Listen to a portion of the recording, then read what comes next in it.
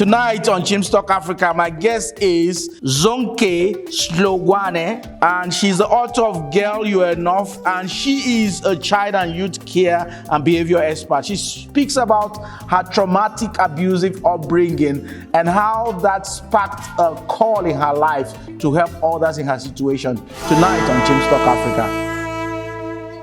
Hi there, welcome to this segment of your show. Like I said in the introduction, my guest today is a lady who has a story to tell. Zonke Hlongwane is the CEO of Ikusasa Igelami, and she is a child and youth care behavior expert. Zonke, you're welcome to the show. Thank you so much. Thank you for having me. Zonke, you have a fascinating book here, Girl, You Are Enough. It captures your journey, and I want us to talk about that, your journey. It starts from the fact that you were born in Inanda in KwaZulu-Natal. For those who are watching, KwaZulu-Natal is a region in South Africa. You were born in Inanda. Tell us a bit about this traumatic upbringing you had.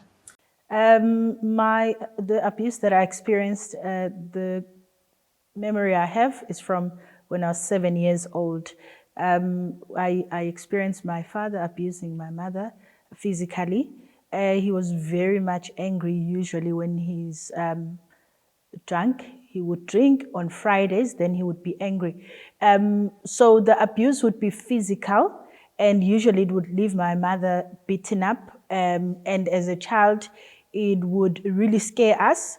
But the most, I think, traumatic part was when neighbors and relatives would try and remove us from the situation without explaining anything, because it would really leave me anxious, wanting to know, because there'd be blood, my mother would be lying down, and it doesn't just start with him hitting her.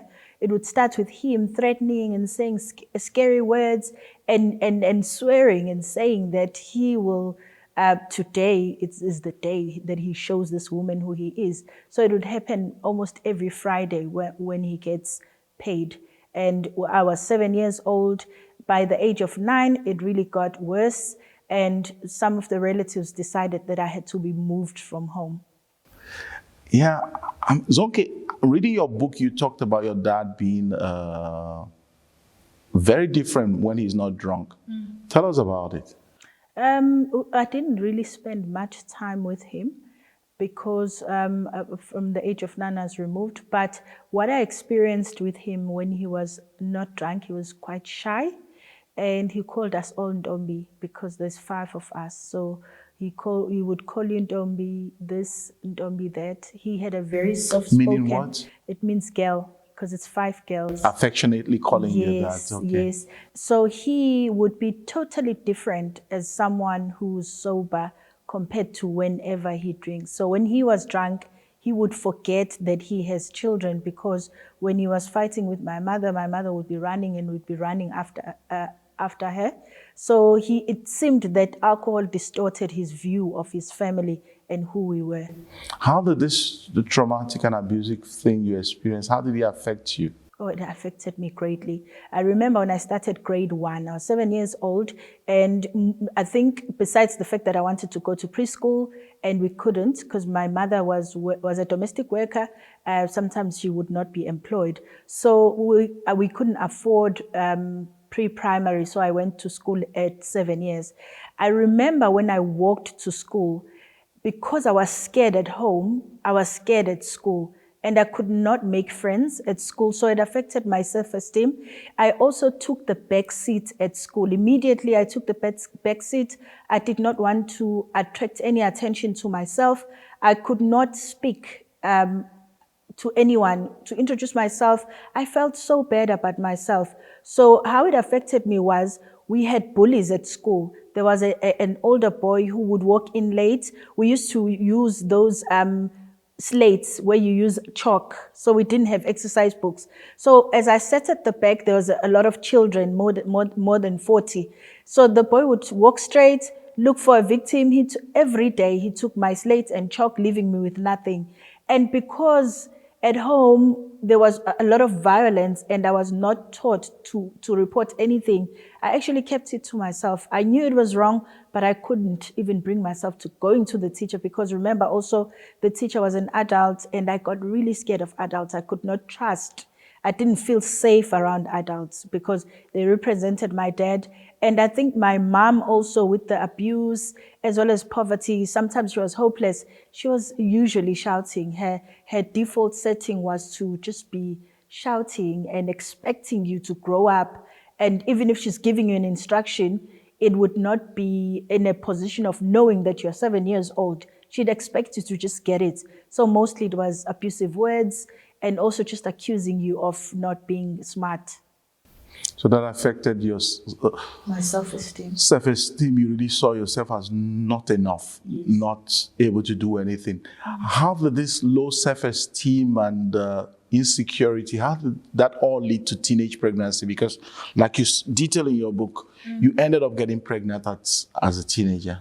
It does have a ripple effect, and it starts from not seeing yourself as worthy of achieving anything good first.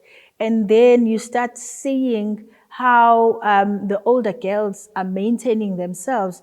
And also you start seeing how a certain class is winning, and you start to associate yourself with those who are losing. So basically it starts with the belief. My belief was that I would not become anything. I could not see the future, no matter who came close to say you can make it. So at school it started by just being passive aggressive towards my subject, choosing whatever, just floating through, going through a whole lot of depression and hopelessness. So once I reached that stage of hopelessness, I sort of felt like I was not going to do anything in life. How I fell pregnant was through a girl that I was plaiting. After matric, I started plaiting hair. I did not have any plan to go and study further. I didn't believe children like me could go to universities. I actually thought I just needed a job and keep myself alive, not dream further. So I started plaiting hair, and someone asked me, "Are you involved with anyone?" And I casually said no. And she says, "But you're beautiful, you should consider it." And as a matter of fact, someone had been asking me out, but because of my upbringing also, I had made a decision that I'd be a nun. But I wasn't Catholic. So I was born in a Catholic environment. So I would see Catholic nuns as nurses. So I sort of associated them with caring people. So at some point I thought I was going to be a Catholic nun, but I wasn't Catholic. So eventually it didn't happen. But I had an idea that I did not want to involve myself with a man because of my father. So I'd written off anyone who's a man. And after that, the lady says, "No, there's actually nothing wrong." But she did not even mention pregnancy. She mentioned nothing. And with just that information, I decided the person that I'm married to now, who's my husband, was still a boy who had been asking me out from grade 10, grade 11, grade 12. And I told him the same thing. I'm going to be a nun. I don't talk to boys. I'm okay. So the minute she said that, her influence, because remember, as I'm plaiting her hair, she's already started working. She looks in a certain way. So I'm regarding her as a role model of some sort. She knows the word better than you Exactly, being older. So I thought, it was gospel truth. As she was telling me, I didn't know any better. And at home, none of these talks were entertained. I had 3 older sisters, and the idea was that don't even talk about boys. So I did not have much guidance to ask if things were right or wrong. Eventually, I said to her, I'm going to walk you. As a matter of fact, this boyfriend was somewhere in the same vicinity. So I showed her and I said, "This is the guy." And she says, "Go for him." I took it as gospel truth. And then 4 months after dating, I was pregnant. Wow. And I think some of the incredible thing of your story is that most girls fall pregnant at that age. You were maybe 18, 19. When did you fall pregnant? How old? I was 18 as 18. well. Yes. Girls fall pregnant at that age or earlier, and they're left alone. They never marry the man who impregnated them.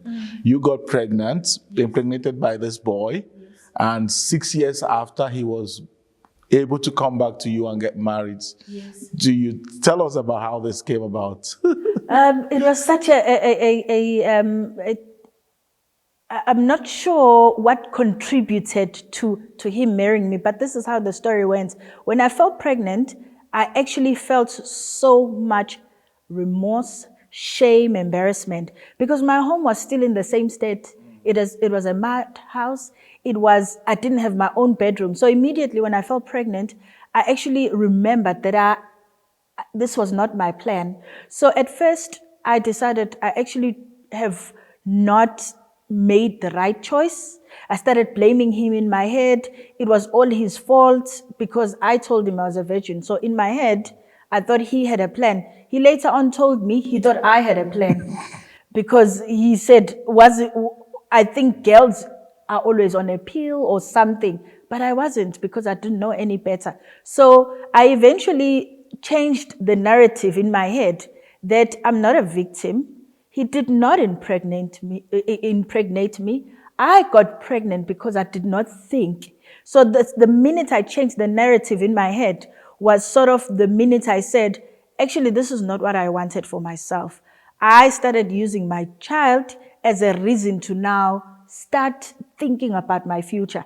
So now I think what kept us together is we looked at my results, my matric results. So they were quite terrible because I had lost all hope. I wasn't studying. I just passed. I barely made it through. So we were looking at what I could study. He was already qualified as a journalist. So we looked, the two things that were hopeful in my statement were two subjects, English and Zulu.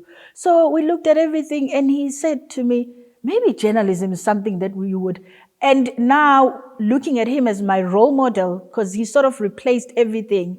Now I looked up to him. For me, an environment for a child who's not well brought up becomes everything. They keep grabbing anything to look up to. So he sort of became now this role model. So when he suggested, as a matter of fact, there was an internship with Pretoria Technikon and his local newspaper. I applied, I went through interview, I got in, and they were quite amazed at the abilities I had. I think it was the first time I got compliments to say, You got some positive feedbacks. Yes, you've got some potential. And I think when I graduated, I graduated and I also had another certificate for journalist with most potential.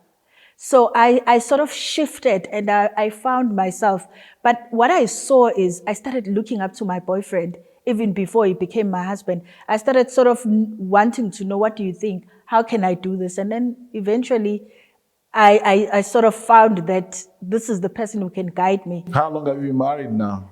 From 2009 to now is 16 years this year. That's wonderful. And so your boy is probably 21 years now. So he got to grow up seeing you, husband and wife together from the same father and mother. That is a gift you're giving him. And that is so wonderful. But beyond God healing your home, healing your life and your home, was this vision that gave birth to the NGO for which you are CEO today. How did it come about? How did it start? It started with me realizing, because remember when I graduated, I started to work for different newspapers. But every time I would see headlines here on the news, I kept being reminded that actually I wanted to help young people. Remember when I said I wanted to be a Roman Catholic nun, the idea was to help, because they help young people. So I then decided I'm going to pursue this, but I didn't know how. And the newspaper business started declining. I said, I need to go look for a job. And I looked for a job, but then I applied. When I searched online, at first I applied for psychology, but because I was precise, I actually knew that whatever I'm studying must be in the environment of the young person, because my environment was not safe. I typed child and youth care and it popped up. It was a DUT course. I registered and then I studied. While I was studying, I gathered the youth at How church. old were you then? It was 2018. I think I was 31 years. So you were already in your 30s, but you Yes. didn't mind going back to school. I had to go back to school because I felt that the vision is too big. And then my husband was also very supportive. My husband just says, go for it, even if it's like ridiculous, cost us. And he's always been that someone who says, go for it, let's see. Because he knows when I do something, I get passionate. So I gathered these young people at church 2013. It was before I studied. By the time I studied, I had already seen what affects young people. So it strengthened my need. So those people to you go and gathered in study. church, what were you doing with them? What we were doing with them, at first we explored emotions. Why are we so emotional as This was even before your studies? It was always before my studies. And I always say it's so good to study, because the funny thing is, the first idea we had was to write all our emotions and bury them.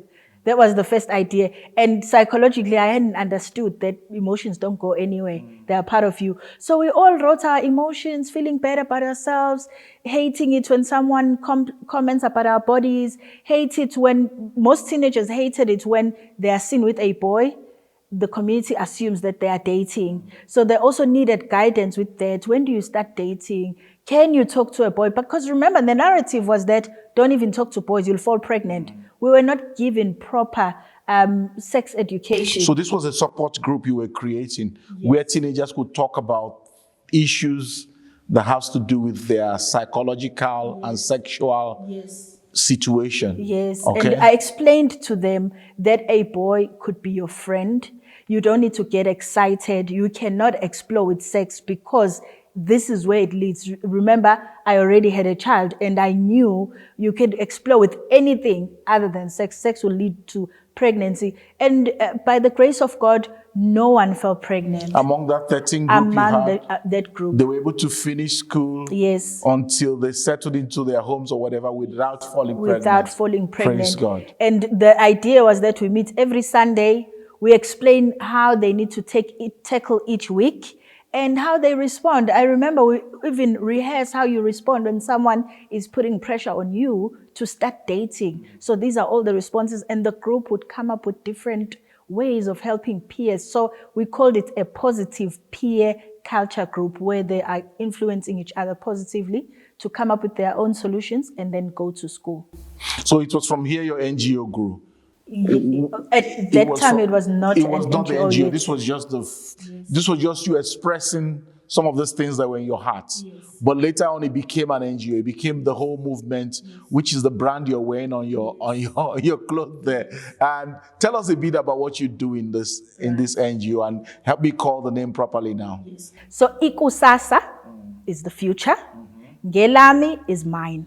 So it's my future. Yes. So it basically points a young person to their future, and we explain how their actions now will either make or break their future. So Ikusasa Ngelami is basically, the tagline is taking ownership of our future. Okay. So each and every person would have a plan from Monday to Saturday. How are they taking care of their future until we meet Sunday? And we give them new ideas. So each and every day you've got a plan of how are you getting to a brighter future. So basically this idea is each and every young person should be self-aware. Be aware, because it's in a township mostly, be aware of their environment and what influences are there. How to choose friends, which is a major issue.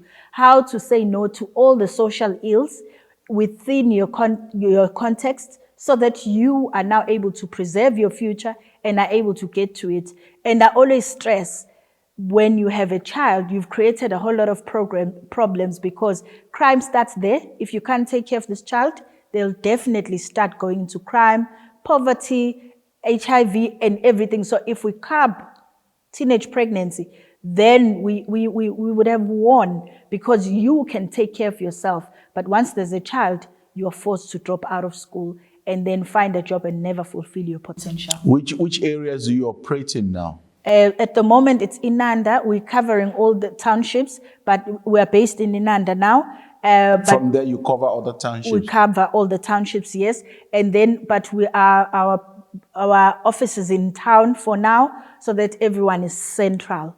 But we would like to actually have one in Inanda, because there are many, many issues at Inanda. We can see that we need to settle there and have young people having someone to guide them like we did, because it proved to be effective.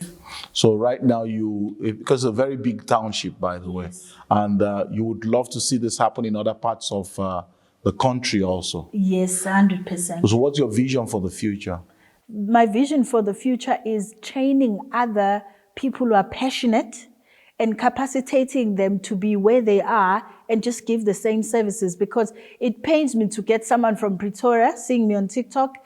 How can you get here? But we haven't even scraped the surface here, which means then we need a whole lot of soldiers to cover. So probably what you should look at is gathering people from different places, Yes, and giving them the skills and tools that you people have developed over the years, so that they can replicate this in various places. Right now, even as we speak, all across the country in South Africa and many other places, teenage pregnancy is a big challenge, still remains a big challenge. Why do you think this thing just keeps growing more and more and more? There's an issue. It's a whole lot of factors that contribute to this. But my idea is that parents have not taken time to educate their own children.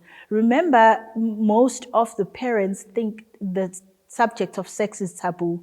Parents that I've worked with rather pretend as if sex is not happening and ignore it completely, because they don't know how to start the conversation. Remember, if I never had a chance to start the conversation with older sisters, I don't know how to start it with my children, but I'm a professional, so I know. So if that was the case for me, it's a case for many other parents. So parents need to understand how to start the conversation and help their children. It's two ways. Children are being sexually abused by older men because they don't know their body and they don't know how to report. So if there's shame and taboo around the area of children's body parts, they cannot now come out and say this has happened. So they keep quiet. This I gather from our case studies of young people who have been sexually abused and parents that I work with, as well as young people who've fallen pregnant. So they echo the same sentiments, that parents are still uncomfortable. And as a matter of fact, we're having a program that is training parents on how to start the conversation of sex depending on your child's age. Why is it that you find that if you check among the different races in South Africa, if you check among the whites and the Indians, you find that most girls, if you find, let's say you have 5 girls, 4 of them at least would never have fallen pregnant until they finally get married or something, among the white or the Indians. But among the black and then maybe colored, you find that out of 5, 4, if you meet 5 ladies in their 20s, 4 of them would already have children among our black and colored. Why is that? Why is it? Have you noticed what I'm talking about? I have noticed it. I've noticed it, and I do draw on that. They get taught reproductive health talks are had in these kinds of communities. In the other communities. Yes, and some of my friends would tell me that you get your mother giving you all the choices. You don't get accused of starting to have sex, but you get taught of all the options that are available for you. You get taught about how to make choices. And what that does is it takes away the window for exploration. So if you are told and everything is laid down, you don't look for it again. So we find that many girls look for it, then they fall pregnant. So they explore because teenagers reach a stage of being curious and wanting to explore. If you are taught and everything is laid down, then there is no need to worry. I've actually proven this with young people I work with. The minute we talk about it is the minute they become enlightened. Because if they hide, they make wrong decisions. What about the fact that, the government gives a social grant, the children care grant, or what is it called? Yes. Child maintenance grant. What about the child maintenance thing? Is it not a factor that makes people from poorer in our townships, people from poorer backgrounds in our homelands, who let me get a child because through this I'll be getting something? Is that a factor? Yeah, it is one of the factors. I actually witnessed a girl saying that as I was going to a salon, because my research is done anywhere where the young people, because I want to hear where they are at psychologically. How are they thinking? so that when we design programs, we help them. So they were just casually counting the number of children they have and equating it to the amount of money that they will make. So you can tell that the grant now is seen as a getaway ticket. And it's never enough. And it's never enough. So no one is really explaining to them that that amount is not enough to take care It of a creates whole a cycle human of being. poverty. Yeah, 100%. So there's also that education that needs to go out to young people, because we also have an issue of financial illiteracy Yeah. in our areas, where someone sees money but they are not able to budget accordingly to see if it's going to be enough. So as long as it's money, they think it will be enough. Then the surprise is that it's now not enough. Then there's no caregiver for the child. The child now gets and abused. you're never able to raise up your head again and have a future. Yes. So you know why I'm saying this? I'm a pastor too, so I've faced situations where the young ladies we've spoken to them, and suddenly you see the girl going to get pregnant, and you're like, I didn't even know you were actively with. Yeah. And this is just going to mar your future. And it's so difficult to wonder. So that is one thing personally I face with girls from our townships and all that. Then secondly, the fact that everywhere I go, I meet young ladies, they're in their late 20s, they have 2 children, and there is no way the work they're doing in this camp or the work they're doing anywhere is going to help them. And then there's so few that are getting married. Why do we have this pandemic of ladies, very few ladies getting married, and so many ladies having children? I think let's look at a young person that you might want to talk to from a church background, helping them understand. You see how perspective is built takes a while. How the child or young person sees themselves plays a big role in their decision making. So someone just telling you, do you understand how this might jeopardize your future, might not be sufficient to help them change. So the reason why we have this program is the understanding that we need to have a whole lot of sessions to debunk the idea that it doesn't matter if I could just get by. Because remember, that whole worldview that's negative, that has no hope, is not shown in the physical, it's inside. So when we do these programs, we are able to reach the inside to say, do you understand what we're saying? Can you see that there's a future? Because I talk from experience. People would talk to me about the fact that you have a bright future. I'd be listening with my ear, but my heart would be saying no. Why? Because from the age of 7, I've been made to believe that I'm nothing. So the person is just maybe giving me a few words now versus a whole lot of planted ideas of now a perception or a perspective of someone who's not worthy. So it does take a while.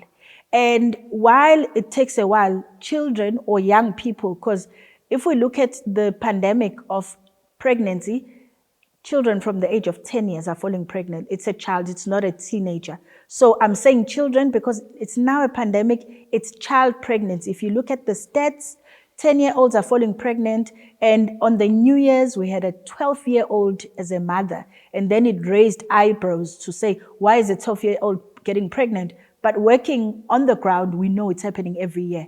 The stats are just going over and over and over. Between 10 to 14 years, the stats are rising. So children need to be helped with self-worth.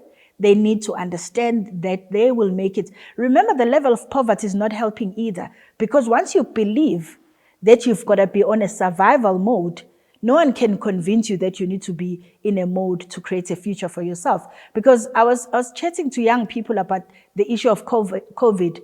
Even COVID made young people feel like, I could sleep around because I'll die anyway. So the issue of hopelessness does not make a young person imagine the future. We imagine it for them, but inside, there's absolutely nothing that says they'll even make it to that future. So we've got to have a system where we help them see the future with us.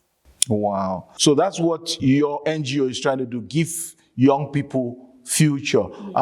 It's so beautiful to see you doing this, and especially with a Christian context. As we wrap up, what's your message to those who are watching? Of course, we've said that we're talking to Zonke, and she's the CEO of Ikusasa Ngelami, and she's the author of the book, Girl, You're Enough. Where can we get this book from?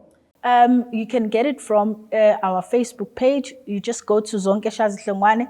Inbox is open for ordering. We will be setting up our website very soon. But at the moment, just go to Zonke Hlongwane. We'll have it on the screen. We'll have it on the screen. And you order, and we've got our WhatsApp number that you can use. Can I say the WhatsApp number to the viewers? Yes, you can say it. Our WhatsApp number is 063-819-6905. That's also for inviting us to speak on the contents of the book there on upbringing, development, child pregnancy, and parenting. So if people who are watching want to have your NGO or have you come over to speak, to organize seminars, to organize the trainings you're talking about, they can use the number on the screen to contact them. They organize seminars. They can come over to your part of the country or your part of the world. You can travel outside of South Africa too, and help with the skills that God has given them. Zonke, you've been a blessing on this show. What's your last word? Look into the camera and give us your last word. My last word is to the parents that I usually say children don't do well in listening to what we say, but they do well in seeing and doing what we do. So our task is to become good role models. What we'd like our children to do, let's do first, then they'll follow suit. Yeah, so we've been talking to Zonke Hlongwane, and she's the author of Girl, You're Enough. Like you said, the information on the screen of how you can get this book. She's also the CEO of an NGO that is helping girls and boys to take hold and take responsibility for their future. Zonke, thank you for coming on the show. It's my pleasure. Thank you for having me. Thanks. Please like this video and leave a comment below. Let's know what you think. And don't forget to subscribe and click on the bell button and share this video with somebody else.